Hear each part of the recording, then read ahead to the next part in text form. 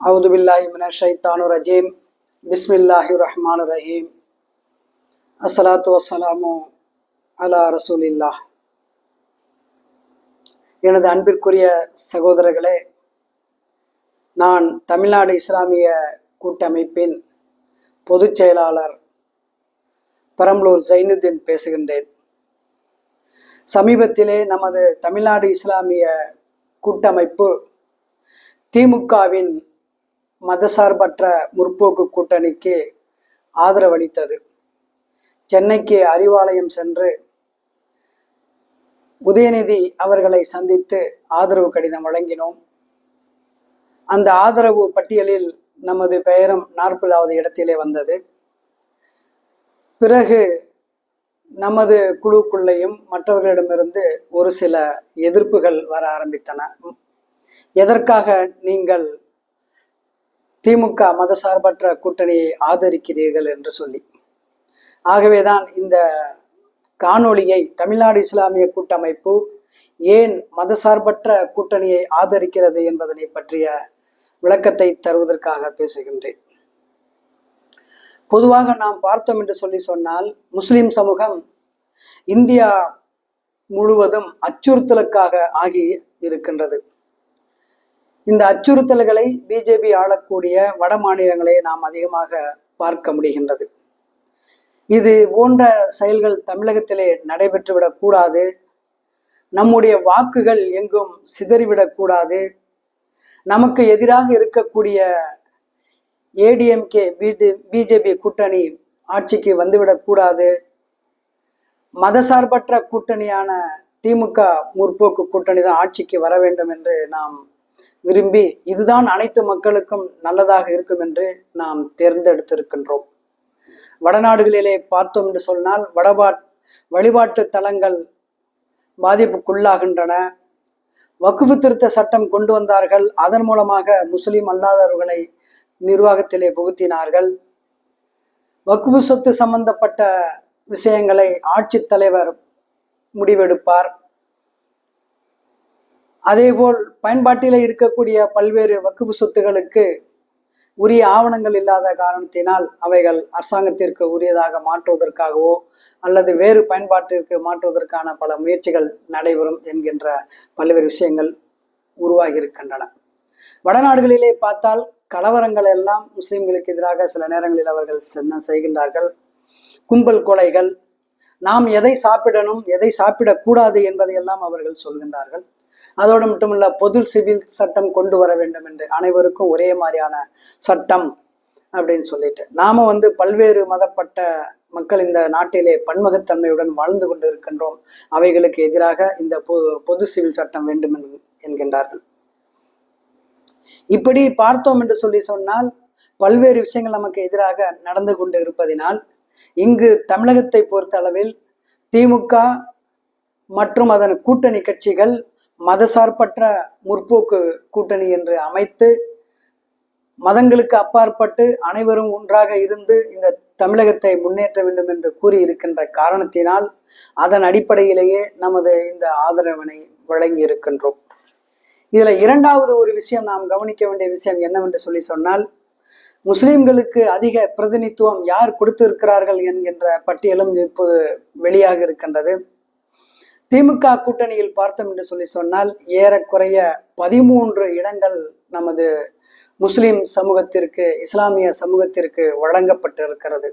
அதே நேரத்தில் இரண்டாவது எதிர்கட்சியாக இருக்கும் அதிமுகவிலே ஒரே ஒரு இடம் மட்டும் வழங்கப்பட்டு இருக்கிறது. அதுவும் பாளையங்கோட்டையில் வழங்கப்பட்டு இருக்கிறது.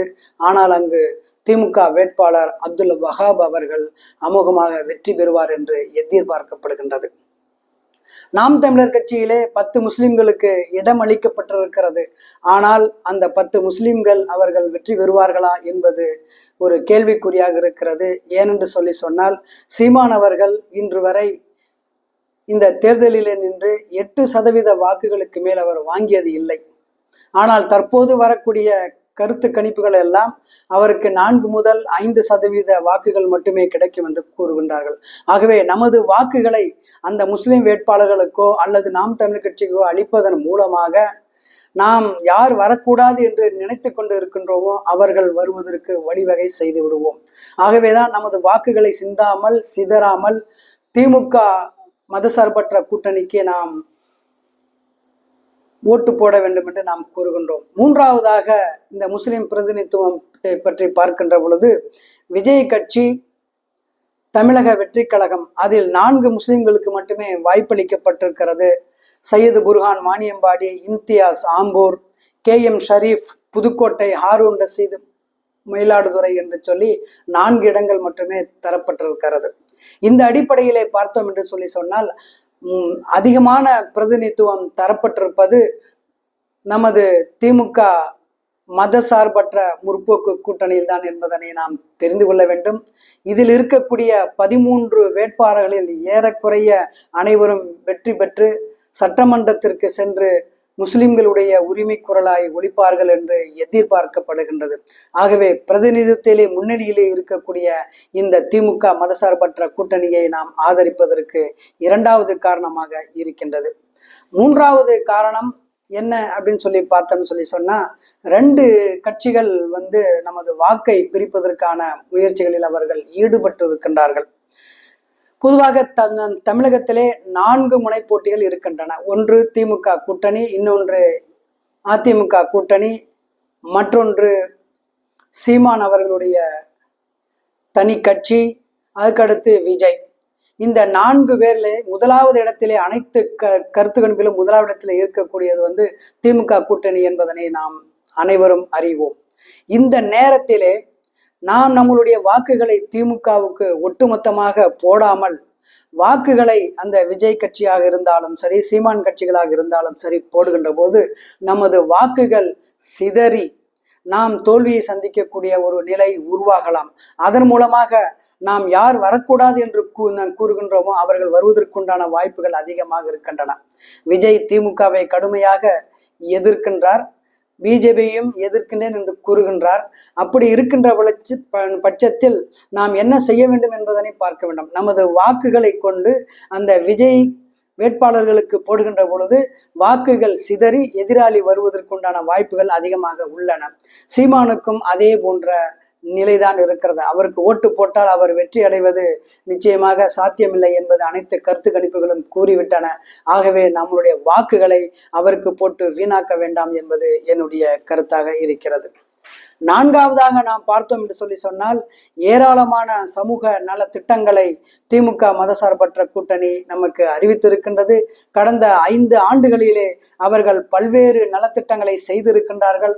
அவைகளை இங்கு பட்டியலிடுவது என்பது ஒரு நேரம் கருதி அவைகளை சாத்தியமில்லை என்று விட்டு விடுகின்றேன். உதாரணத்திற்கு ஒரு சில விஷயங்களை சொல்ல வேண்டும் என்று சொன்னால், மகளிர் உரிமை தொகை மாதம் ஒவ்வொரு மகளிருக்கும் 1000 ரூபாய்கள் அவர்கள் வழங்கி கொண்டிருக்கின்றார்கள்.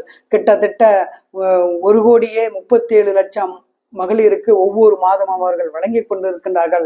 ஆட்சிக்கு வந்தால் அவை 1500 அல்லது 2000 மாற்றி தருவோம் என்றும் அவர்கள் அறிவிப்பு செய்திருக்கின்றார்கள். ஆகவே இது தொடர்ந்து இந்த நலத்திட்டம் நடந்து கொண்டே இருக்கும். அதோடு மட்டுமல்ல, மகளிருக்கான விடியல் பயணம் என்று சொல்லி ஒரு ஊரிலிருந்து இன்னொரு ஊரிற்கு செல்வதற்காக பேருந்திலே இலவச பயணம் செய்யலாம் என்று ஒவ்வொரு நாளும் ஏறக்குறைய 72 லட்சம் பெண்கள் மகளிர் இலவசமாக பயணம் செய்து கொண்டிருக்கின்றார்கள். இவ்விதமாக பல்வேறு நலத்திட்டங்களை கொடுத்திருக்கின்ற இந்த திமுக மதசார்பற்ற முற்போக்கு கூட்டணிக்கு நாம் ஆதரவளிக்க வேண்டும். மற்ற கட்சிகளுக்கு நாம் வாக்களிப்பது என்பது அந்த வாக்கு சிதறி போய் எதிராளிகள் வெற்றி பெறுவதற்குண்டான வாய்ப்புகள் உருவாகிவிடும். ஆகவே தான் நாம் தமிழ்நாடு இஸ்லாமிய கூட்டமைப்பு எதற்காக நாம் திமுகவை ஆதரித்தோம் என்பதை நாம் தெளிவாக சொல்லியிருக்கின்றோம். இதன் அடிப்படையிலே நமது வாக்குகளை ஒரே அணியாக ஒன்றாக இருந்து திமுக கூட்டணிக்கு வாக்களிக்க வேண்டுமாய் தமிழ்நாடு இஸ்லாமிய கூட்டமைப்பின் சார்பாக உங்கள் அனைவரையும் நான் கேட்டுக்கொள்கின்றேன். என்றும் உங்கள் அன்பு சகோதரன் பெரம்பலூர் ஜைனுத்தீன், பொதுச் செயலாளர், தமிழ்நாடு இஸ்லாமிய கூட்டமைப்பு. அஸ்ஸலாமு அலைக்கும் வரஹ்மத்துல்லாஹி வபரகாத்துஹு.